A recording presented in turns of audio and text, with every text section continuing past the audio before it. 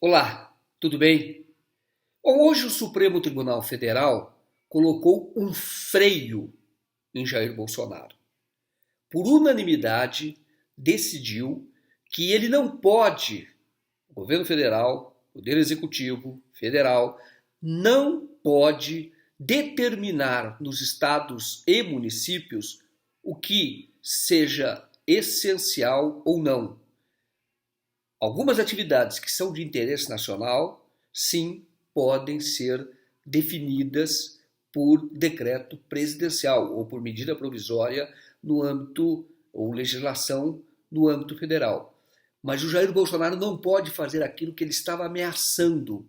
Eu tenho a caneta, eu estou pensando aí, tá na minha mesa, vou lá e vou decretar, vou fechar o comércio, vou abrir o comércio, restabelecer, voltar tudo a ser como era. Não, ele não pode. Ele não pode fazer isso.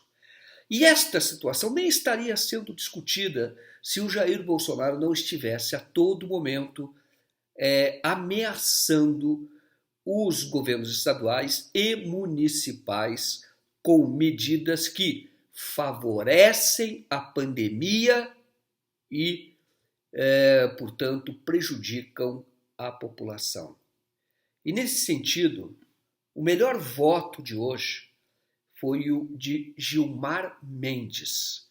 Ele disse claramente: Bolsonaro, ele pode demitir o ministro da Saúde, mas não pode, em hipótese alguma, adotar uma política genocida. É isto mesmo. O ministro do Supremo Tribunal Federal disse que o Jair Bolsonaro não tem poderes para implementar uma política genocida, que seria esta de liberar o comércio e acabar com o isolamento. Os parâmetros que existiam então já foram de alguma forma superados pela Constituição de 88. Mas se há uma exigência, uma imposição, um imperativo de cooperação, é esta situação com a qual nós nos defrontamos nesse momento, por exemplo. Por isso que eu gostaria, eu peço desculpas aos colegas, mas acabei por me estender, talvez além do devido, mas diante mesmo da qualidade dos votos proferidos, a mim me parece que nós devemos, talvez não baste aqui, eu me lembro já daquilo que está no voto da manifestação do ministro Alexandre na DPF, que já foi referida, nós precisamos talvez dar mais detalhamento, mas é necessário que se crie um modelo institucional de participação federativa nessa temática, sob pena de termos a toda hora essa multiplicação de conflitos. Eu já até disse esses dias, comentando toda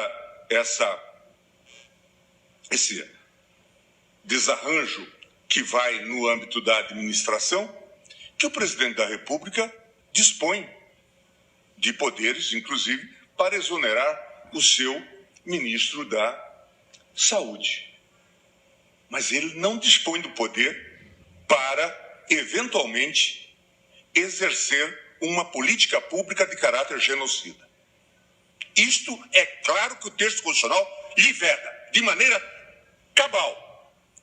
E por isso, se algum decreto viesse por acaso a flexibilizar,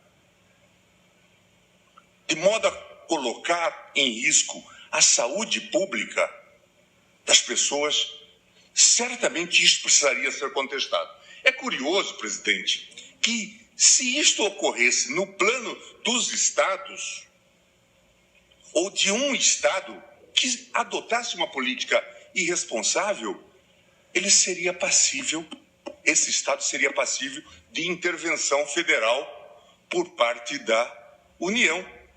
É fácil de ver isto no próprio artigo 34 da Constituição. De modo que esse assunto precisa ser tratado com bastante cuidado, e eu subscrevo a preocupação com a necessidade de uma interpretação conforme do parágrafo 9º, mas que nós, de fato, sinalizássemos a necessidade de que fossem ouvidas as entidades estaduais, eventualmente, ou representativas das entidades municipais.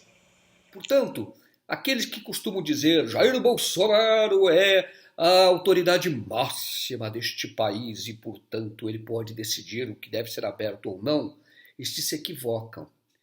O Brasil tem um poder que está acima de todas as autoridades, que é a Constituição Federal. Todos devem obediência a ela.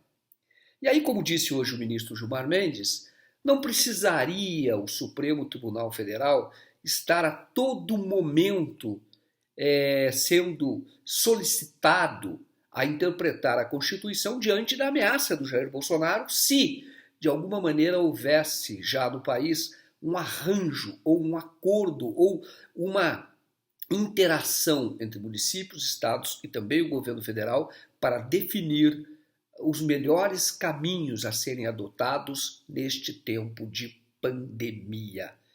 Portanto, Jair Bolsonaro hoje, para o bem do Brasil, sofreu uma grande derrota ou mais uma derrota do Supremo Tribunal Federal. Ele não pode tudo. Existe a Constituição que vale para mim, vale para você e vale também para este que tem intenções de implementar no Brasil uma política genocida, que não tem nenhuma empatia pelo semelhante, que não tem nenhuma empatia pelo ser humano.